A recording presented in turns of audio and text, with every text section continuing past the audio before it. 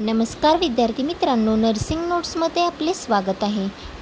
आज आपण प्रश्न 5वा शेवटचा प्रश्न बघणार आहोत. तर एक कंडिशन दिली आहे प्रश्न 5व्यामध्ये की श्रीमती वर्षा यांना 9 महिने कंप्लीट झालेले आहेत आणि त्यांना पेनलेस ब्लिडिंग होत आहे.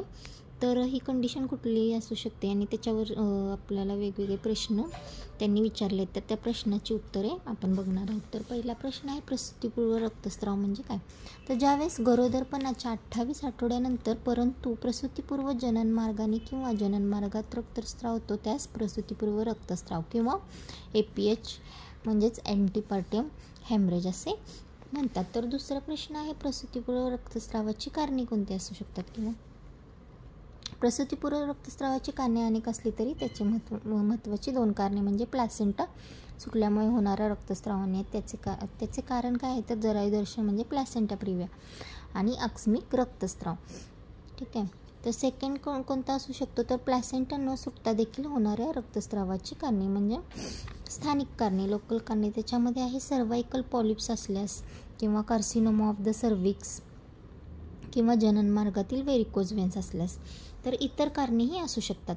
तर तिसरं आहे इतर कारणे. तर वरीलपैकी कोणतेही कारण नसताना देखील प्रसवपूर्व रक्तस्राव होतो त्याला इडिओपॅथिक असे म्हणतात. तर प्रश्न 3 बघूया. श्रीमती वर्षा करण्यात येणाऱ्या तपासण्या. तर वर्षा यांच्याकडे कोणत्या तपासण्या करता येतील?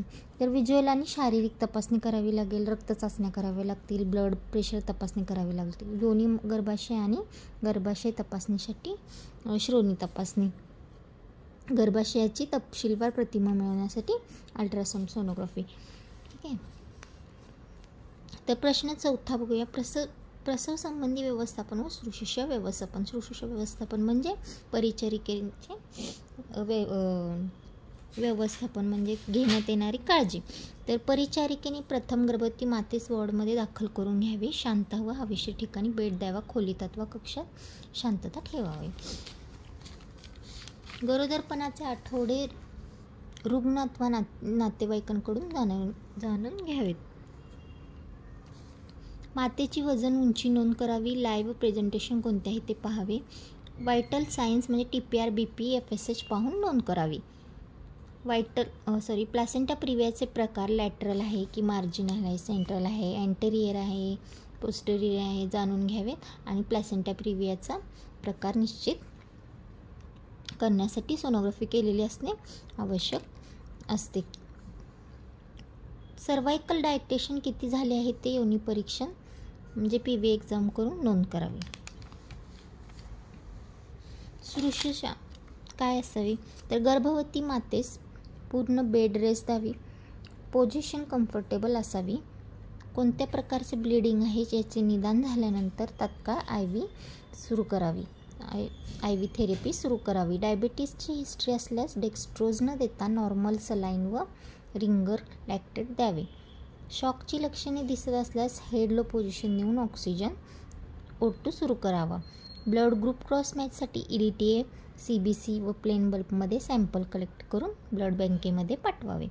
सेविंग करून कॅथेटरायझेशन करावे.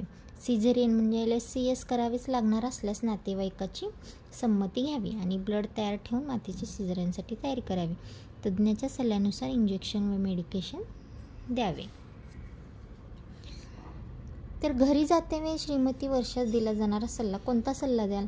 तर कोणता आहाराविषयक असेल, स्तनपान, व्यायामाविषयी असेल. आहाराविषयी तर प्रसूतीनंतर झालेली झीज भरून निघण्यासाठी जास्त कॅलरी असलेले अन्नपदार्थ मातेस देण्यास सांगावे.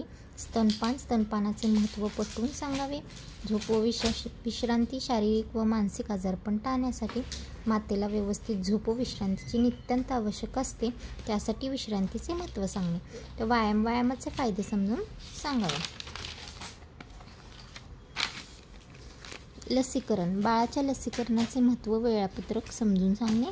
जन्मनोंद, बाळ जन्मल्याची नोंद करण्यास सांगणे व त्याचे महत्त्व पटवून सांगणे. कुटुंब नियोजनाचा सल्ला श्रीमती वर्षास द्यावा, तसेच कुटुंब नियोजन पद्धती अवलंबण्यास मार्गदर्शन करावे. मार्गदर्शन करावे. हा होता शेवटचा प्रश्न. आपण प्रश्नपत्रिकेमधील पूर्ण प्रश्न आपण सोडून घेतलेले आहेत. तर यापुढील प्रश्नही मी लवकरात लवकर तुमच्यासाठी घेऊन येणार आहे. त्यासाठी माझ्या चॅनलला लाईक, शेअर आणि सबस्क्राईब करायला विसरू नका. थँक्यू.